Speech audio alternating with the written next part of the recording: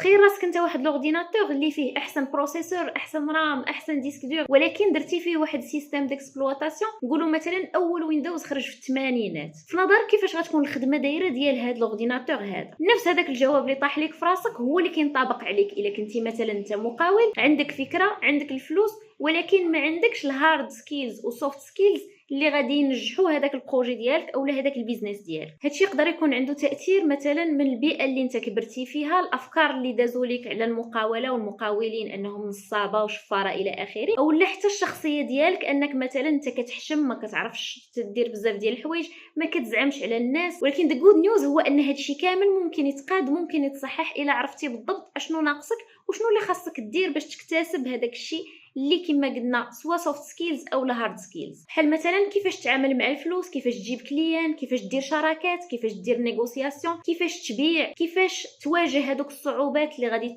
تواجه بيان سور وانت خدام الى اخره. دونك خليكم متبعين معايا هاد السيري اللي غتكون ان شاء الله في هاد رمضان، وكونوا اكيدين ان من هنا للاخر ديال رمضان غادي تلقاو بزاف ديال الحوايج تبدلوا فيكم.